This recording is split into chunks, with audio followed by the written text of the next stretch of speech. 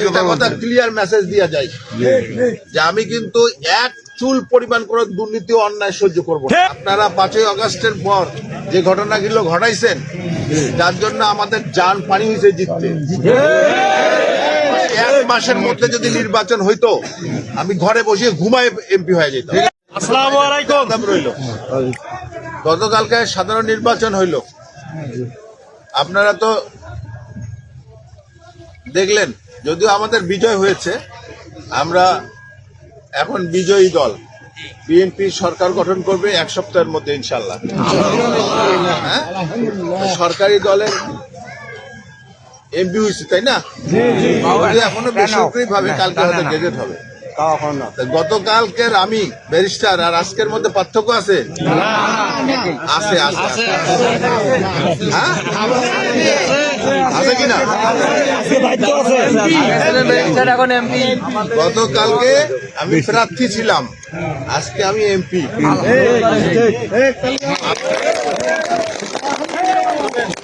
আমাদের নেতা তারেক রহমান সাহেব বলছে যে বিজয়ীদের দায়িত্ব হইল পরাজিতদের নিরাপত্তা দেওয়া। এই নির্বাচন যে হয়ে গেল, অনেক হিসাব কিতাব আছে এই নির্বাচনের মধ্যে। আপনারা 5ই আগস্টের পর যে ঘটনাগুলো ঘটাইছেন, যার জন্য আমাদের জান পানি হয়েছে জিততে। 1 মাসের মধ্যে যদি নির্বাচন হইতো, আমি ঘরে বসে ঘুমায় এমপি হয়ে যেতাম। আপনাদের কর্মকাণ্ডের অনেকের জন্য আমার এই সাফারিং। একটা কথা ক্লিয়ার মেসেজ দিয়া যায় যে আমি কিন্তু এক চুল পরিমাণ করে দুর্নীতি ও অন্যায় সহ্য করবো না। রাজনীতি থেকে কোনো ইনকাম করার জন্য আসি নাই, আমি মানুষের সেবা করতে আসছি। যারা এই মানসিকতা পোষণ করেন তারা আমার সঙ্গে থাকবেন, যারা মনে করেন রাজনীতি মানে ধান্দাবাজি, তারা আমার সঙ্গে খালি বিদায় নিয়ে চলে যাবে। কথা হয়তো খারাপ লাগতেছে, এই বিজয়ে সবার কন্ট্রিবিউশন আছে। এই বিজয় আমি একাই আনি নেই, নেতা কর্মী সবাই পরিশ্রম করে আনছেন।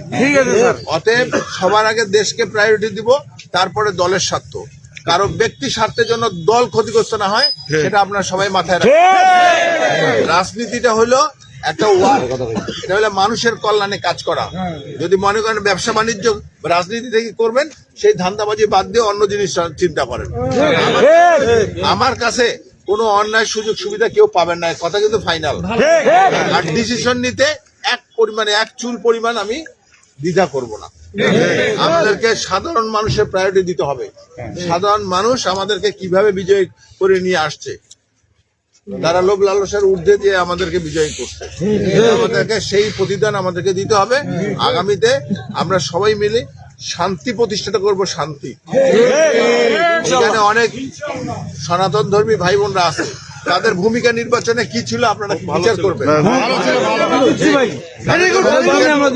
তারপরে তো আবার তারা যেন নিরাপত্তাহীনতায় না ভুগে, সেটা মাথায় রাখবেন।